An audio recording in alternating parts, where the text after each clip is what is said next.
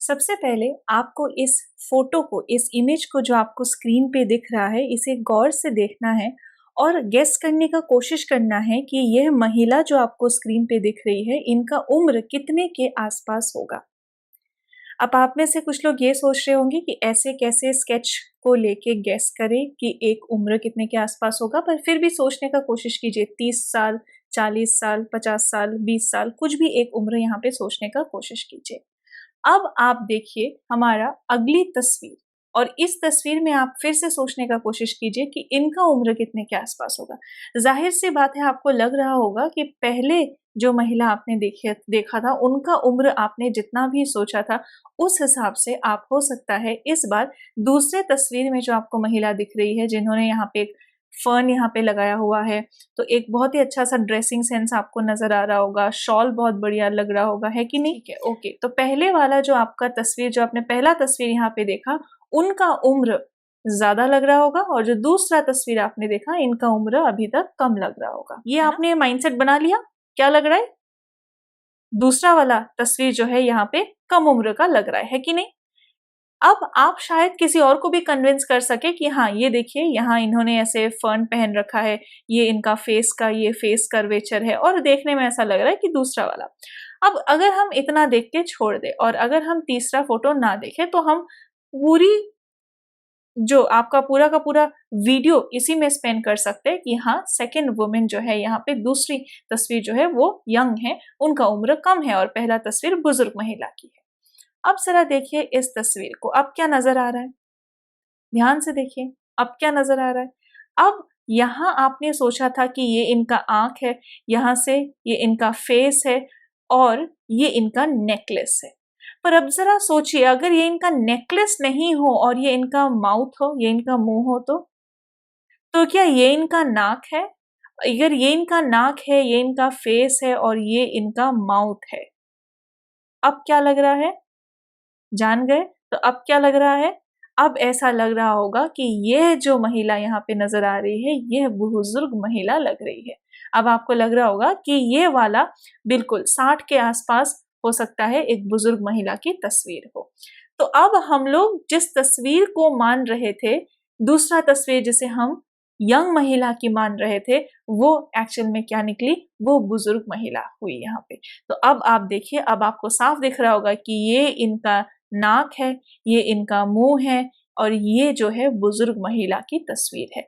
पहले जो हमें लग रहा था कि ये आपकी बुजुर्ग महिला है, वही अभी पर्सपेक्टिव देखने का नजरिया बदल गया, और अभी दूसरी महिला जो है हमें यहाँ पे बुजुर्ग महिला लगने लगी। तो किस तरीके से, जिस तरीके से हमने पहले चीजों को देखा था और अब हम इस तरीके से चीजों को देख रहे हैं, वो चीज यहाँ पे बदल गया है ना।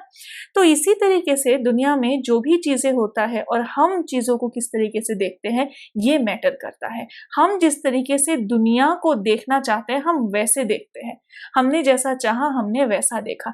हम ये नहीं सोचते हैं कि एक्चुअल में कैसा है चीजें, और वो जैसा है हम उसको वैसा ही समझने का कोशिश नहीं करते हैं। तो दिक्कत ये है कि दिक्कत को देखने का तरीका गलत है। The power of paradigm shift. For example, यहाँ पे हम एक उदाहरण लेना चाहेंगे जो आपका टोलेमी का एग्जाम्पल है। टोलेमी के हिसाब से अगर आप देखें तो पूरे यूनिवर्स का सेंटर क्या था? आपका पूरे यूनिवर्स का सेंटर अर्थ था, और काफी समय लोगों को यही जियोसेंट्रिक थ्योरी समझ में आता था कि अर्थ ही है सेंटर में। कोई इसके ऑपोजिट, इसके अगेंस्ट कुछ बोलेगा तो वो मार दिया जाएगा, क्योंकि वो गलत बोल रहा है। लेकिन आज के समय हमें पता है कि जो कॉपरनिकस ने कहा, उस वक्त लोगों ने बहुत रेजिस्टेंस किया, बिल्कुल नहीं माना। लेकिन आज हमें पूरी तरीके से पता है कि सन सेंटर में है, ना कि आपका अर्थ हेलियोसेंट्रिक है, ना कि जियोसेंट्रिक। ये हमें आज पता है, और आज हम इसी तरीके से एक अलग नजरिया से पूरी तरीके से चीजों को देखते हैं, है ना। अब जरा देखते हैं कि जो भी प्रॉब्लम्स यहाँ पे आता है जिंदगी में, उसका एनालिसिस और सोल्यूशन हम किस तरीके से कर सकते हैं। फॉर एग्जाम्पल, आप चाहते हैं कि आपका एक अच्छा खुशहाल फैमिली हो, लेकिन आपके पास समय ही नहीं है फैमिली को देने के लिए। तो यहाँ प्रॉब्लम एनालिसिस से ही समझ में आएगा कि कुछ ना कुछ गलत हो रहा है ना। तो प्रॉब्लम्स, उसका सही एनालिसिस और उसका सही solution. The problem itself is the way we see the problem। हम अगर गलत तरीके से प्रॉब्लम को देख रहे हैं तो हमें यहाँ पे कुछ समझ में नहीं आएगा। तो हमें सही तरीके से चीजों को देखना पड़ेगा। ठीक है। अगर हम चाहते हैं फैमिली तो फैमिली पे फोकस करेंगे, पढ़ाई तो पढ़ाई पे फोकस करेंगे, जिस चीज को भी हम चाह रहे हैं हम उस पे फोकस करेंगे। इस पे अलग से एक बुक भी है, इकिगाई, किस तरीके से आपको पता चलेगा what do you want the most, तो इसके लिए आप इकिगाई को भी फॉलो कर सकते हैं। तो फाइनली चीजों को सॉर्ट आउट करना पड़ेगा, जैसे इस पिक्चर में चीजें सॉर्ट आउट है, क्लियर कट डिफरेंशिएशन दिख रहा है, इसी तरीके से चीजों को हमें करना पड़ेगा सॉर्ट आउट। एक नए तरीके से चीजों के बारे में सोचना पड़ेगा।